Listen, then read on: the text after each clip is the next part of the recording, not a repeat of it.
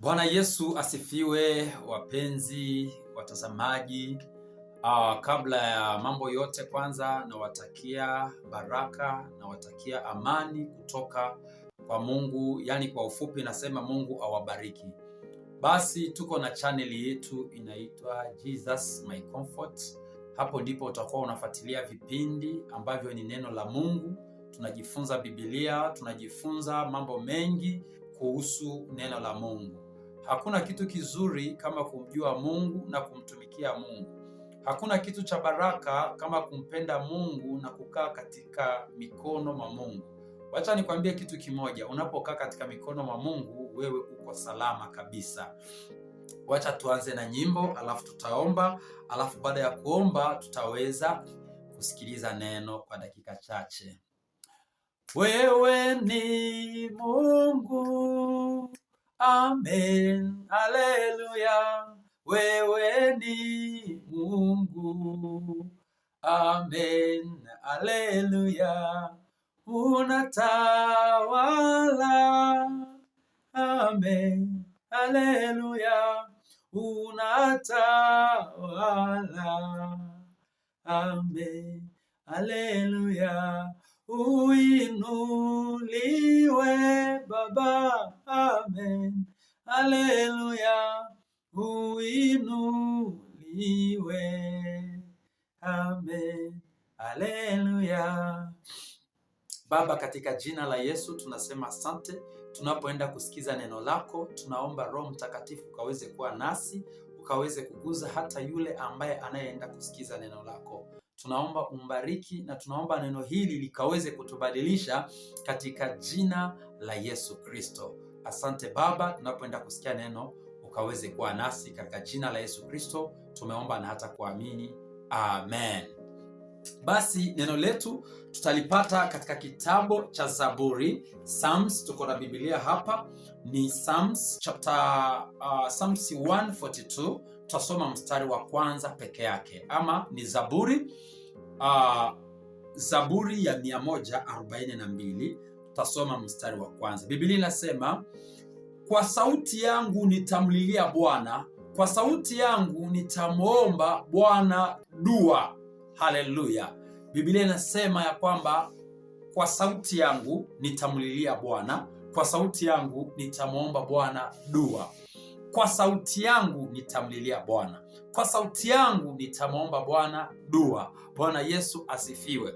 Ndugu mpendwa, sijui wakati wewe wa matatizo huwa unamlilia nani? Ndugu mpendwa, sijui wewe wakati wa shida huwa unamlilia nani? Je, unakimbilia marafiki? Unakimbilia familia? Unakimbilia ndugu zako? Unakimbilia marafiki zako ambao wanafanya kazi kwa serikali? Unakimbilia nani wakati wa shida zako? Unamlilia nani wakati wa shida zako? Wacha nikwambie rafiki yangu, wacha nikwambie dada yangu, wacha nikwambie mama yangu, sikiliza nikwambie vizuri. Huyu ni mfalme Daudi. Daudi aliinukiwa na taifa lote la Israeli.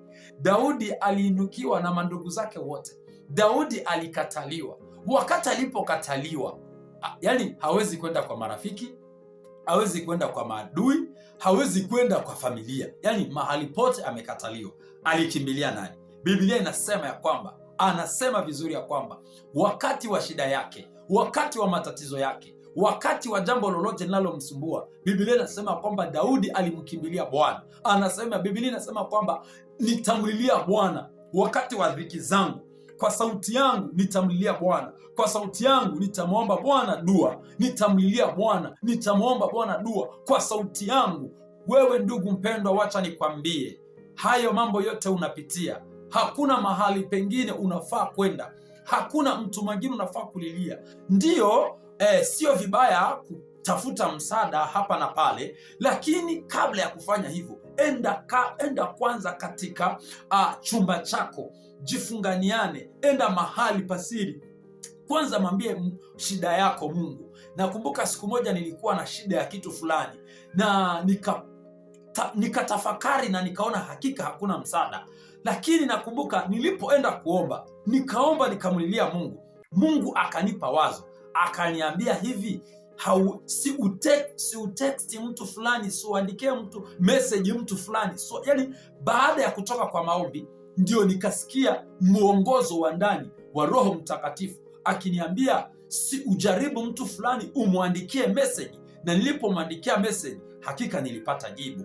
Sasa kitu ambacho unaweza ukafanya kabla ya kufanya mambo yote, kwanza mtafute Mungu, alafu baada ya kumtafuta Mungu ndo utasikia maelekezo ufanye nini. Hata usiposikia maelekezo, wewe jua ya kwamba msaada wako Mungu anauandaa, Mungu anautengeneza. Na ndio maana ninawaambia watu ambao wanajua tunamtumainia Mungu, tuweze kutengeneza urafiki na Mungu, tuweze kuwa karibu na Mungu. Na shangaa watu tunatengeneza urafiki na watu ambao hawezi kutusaidia. Watu tunapoteza muda kwa vitu haviwezi kutusaidia. Tunapoteza muda kwa Facebook, tunapoteza muda kwa YouTube, tunaangalia vitu visivyoweza kutusaidia.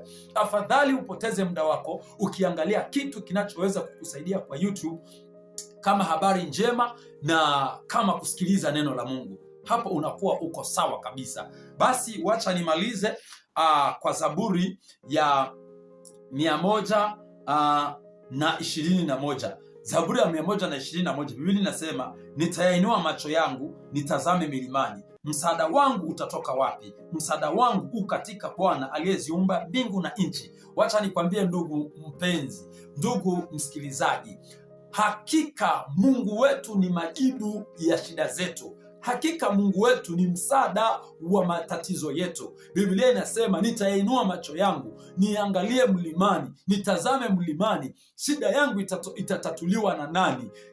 Matatizo yangu nani ataweza kuyamaliza? Lakini Biblia inasema ninamtegemea Mungu, ya kwamba yeye ndiye ataweza kumaliza shida zangu.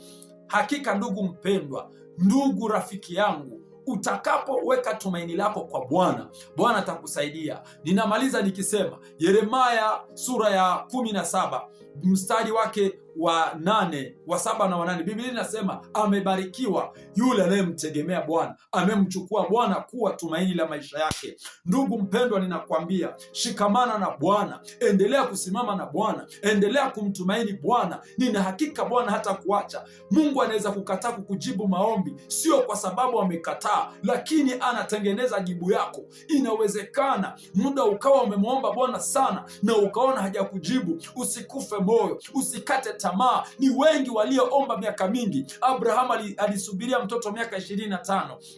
Hana alisubiria hivyo hivyo. Ni wengi sana walisubiria, ni wengi sana waliteseka na wakamtafuta Bwana, na Bwana kwa wakati wake akawajibu. Na nina hakika Bwana hajakataa kukujibu, wala Bwana hajashindwa kukujibu, lakini anatengeneza jibu, analiandaa, anatengeneza kukupatia jibu nzuri.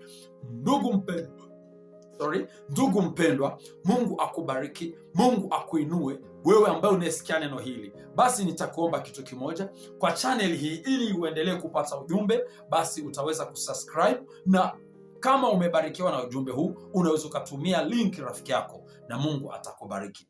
Baba, tunakushukuru kwa neno hili. Uzidi kubariki kila mmoja nalo anapoenda kuliangalia, anapoenda kusikiliza. Uzidi kumbariki na kumtenda mema, na yake yote yaliyofungwa ukaweze kuwabariki na kuwafungua mambo yao. Asante Bwana, tunakushukuru, tunasema asante. Kwa jina la Yesu Kristo tumeomba na hata kuamini. Amen. Shalom, shalom. Mungu awabariki sana.